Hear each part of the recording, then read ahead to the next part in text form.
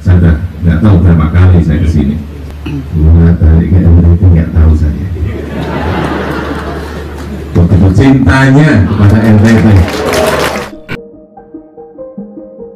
Undangan kepada Presiden Jokowi ini disampaikan Bupati Ende melalui Kepala BPIP Profesor Yudian Wahyudi saat menyambangi Ende Jumat 10 Desember 2021. Namun ada salah satu komentar netizen yang bertanya mungkinkah Presiden Joko Widodo akan ke Ende, karena selepas era Presiden Soekarno belum pernah ada sekalipun Presiden-Presiden Republik Indonesia yang mengunjungi bumi ilham Pancasila. Assalamualaikum warahmatullahi wabarakatuh. Salam, salve, Om Swastiastu, Namo Buddhaya, salam kebajikan. Lagi dan lagi, Presiden Jokowi tidak bosan-bosannya untuk datang ke Provinsi Nusa Tenggara Timur. Dan kedatangan Presiden Jokowi kali ini, menurut saya dan juga mungkin menurut semua masyarakat NTT, itu adalah kedatangan yang paling spesial dari beberapa kedatangannya. Bagaimana tidak? Kita tahu besok tanggal 1 Juni merupakan hari lahirnya Pancasila, di mana Presiden Joko Widodo beliau akan hadir langsung memimpin upacara kebangsaan di Kabupaten Ende, Nusa Tenggara Timur. Jadi rencananya sesuai dengan jadwal yang saya lihat, bahwa rencana keberangkatan hari ini tanggal 31 itu Presiden Jokowi dari Kupang menuju ke Kabupaten Ende. Jadi kenapa tadi waktu awal saya bilang ini adalah unik? Kita tahu, atau kalau kita menghitung berapa kali Presiden Jokowi datang ke Provinsi Nusa Tenggara Timur, itu sudah cukup banyak. Ya, kita tahu bahwa Nusa Tenggara Timur ini bukan hanya beberapa daerah saja. Tapi kali ini Jokowi akan hadir di kota Ende, kota di mana lahirnya Pancasila. Jadi sebuah kebanggaan tersendiri bagi kami masyarakat NTT, teristimewa bagi teman-teman yang ada di Kabupaten Ende. Bayangkan saja, selama Indonesia merdeka atau setelah Indonesia merdeka, itu presiden yang pernah datang ke kota Ende itu belum ada selain Soekarno. Jadi Soekarno waktu itu kalau tidak salah sudah 2 kali ke kota Ende. Nah, selepas Soekarno menjadi presiden, itu belum ada sama sekali. Ketika Soeharto menjabat, saat itu dia hanya pergi ke Borong, yang saat ini merupakan Kabupaten Manggarai Timur. Kemudian setelah Soeharto ada B.J. Habibie, itu juga sama. Habibie, terus Gus Dur, lalu ada Ibu Megawati, terus SBY. Jadi entah kenapa pemimpin-pemimpin itu sebelum Jokowi belum ada yang berani menginjakkan kaki di Kabupaten Ende, di kota Ende. Kota di mana lahirnya Pancasila, kota di mana dicetuskannya Pancasila. Memang saat itu ketika Megawati menjadi presiden, Megawati pernah merencanakan untuk berkunjung ke kota Ende, tapi pada akhirnya tidak jadi. Namun setelah Megawati tidak menjadi presiden lagi, Megawati akhirnya pergi ke Ende. Lalu pada zaman SBY itu juga sama. Presiden SBY pernah merencanakan untuk pergi ke Ende saat itu, tapi tetap juga gagal. Akhirnya rencana kunjungan SBY saat itu digantikan oleh Wakil Presiden Budiono, yaitu untuk meresmikan monumen Pancasila yang ada di Kota Ende. Nah, bagi saya ini merupakan momen yang paling berharga, di mana Presiden Jokowi, satu-satunya presiden setelah Presiden Soekarno, yang akan menginjakkan kaki di bumi Flobamora. Ya, perasaan bangga, perasaan haru, campur aduk.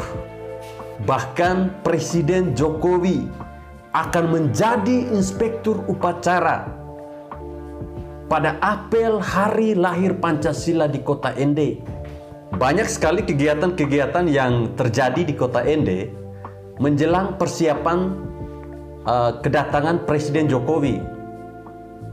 Ada video saya sebelumnya yang mungkin teman-teman sudah melihat bahwa di mana lapangan Pancasila yang akan menjadi tempat untuk melakukan upacara hari lahirnya Pancasila itu dipersiapkan dengan begitu baik.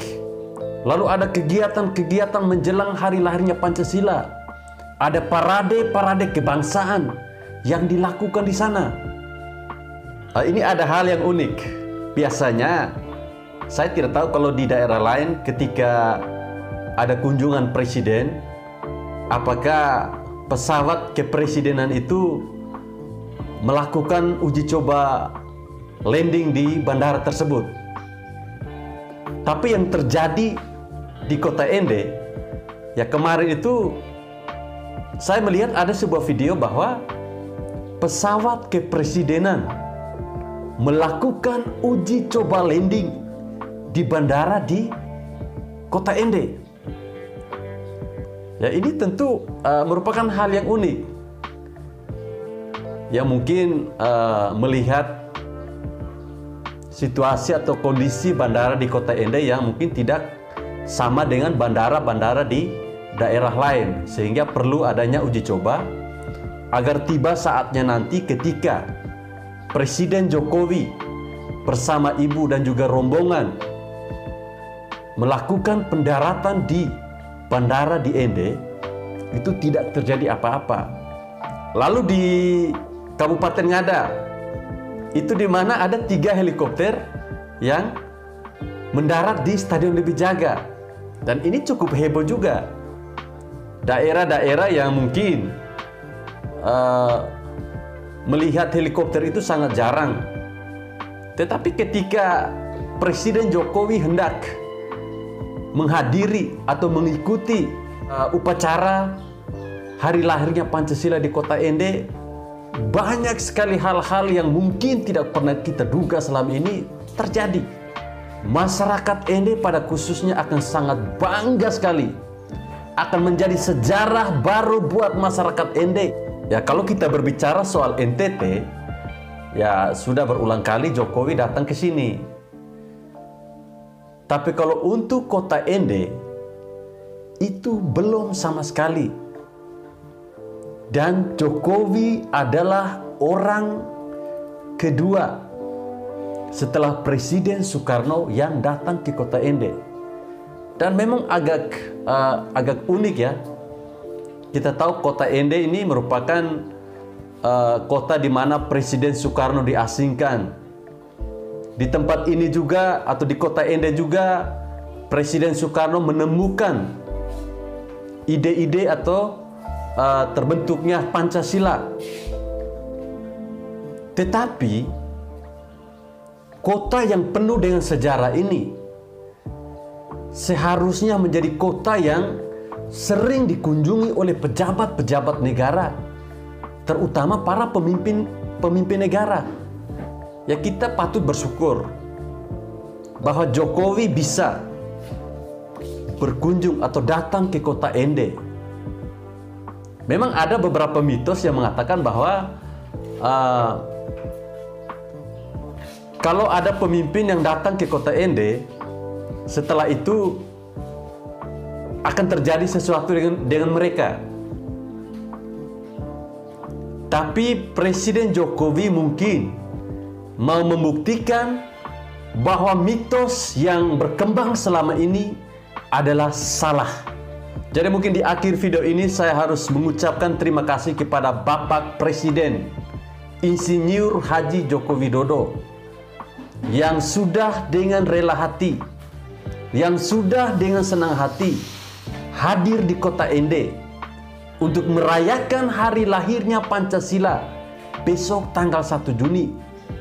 Dan dipastikan beliau akan bermalam di kota Ende. Dan ini informasi yang saya dapatkan dari media lokal, di mana langsung dikonfirmasi langsung oleh Bupati Ende bahwa Presiden Jokowi akan menginap semalam di kota Ende. Oke teman-teman, kita berdoa semoga Presiden Jokowi tetap sehat, tetap menjadi orang yang rendah hati, tetap menjadi pemimpin yang selalu memikirkan rakyat-rakyat kecil, mementingkan kepentingan rakyat kecil. Ya, walaupun kita tahu kebaikan Jokowi ini selalu dipandang remeh, selalu dipandang sebelah mata oleh orang-orang yang memang sudah membenci Presiden Jokowi. Walaupun banyak sekali perubahan yang dilakukan oleh Presiden Jokowi, tapi bagi kita masyarakat NTT, kita wajib bersyukur. Kita punya pemimpin, punya presiden seperti Jokowi yang begitu sangat memperhatikan Nusa Tenggara Timur. Sehingga kalau mau boleh dibilang, Jokowi ini adalah presiden yang mungkin jarang sekali berada di istana. Kalau presiden-presiden atau pemimpin-pemimpin sebelumnya, ya hidup mereka lebih banyak di istana dan di seputaran Pulau Jawa maupun Sumatera. Itu kalau mau berkunjung. Tetapi beda dengan Presiden Jokowi. Semua daerah dia kelilingi. Bahkan daerah-daerah yang rawan. Seperti di Dunga, itu beliau jalan. Jadi itulah Jokowi. Dia tidak punya kepentingan apa-apa dengan siapapun. Dia hanya punya kepentingan dengan masyarakat. Jadi dia tidak takut. Ya, harapan saya semoga upacara memperingati hari lahirnya Pancasila di kota Ende, yang tentunya akan menjadi sejarah baru bagi Nusa Tenggara Timur dan juga bagi Kabupaten Ende. Semuanya bisa berjalan dengan lancar,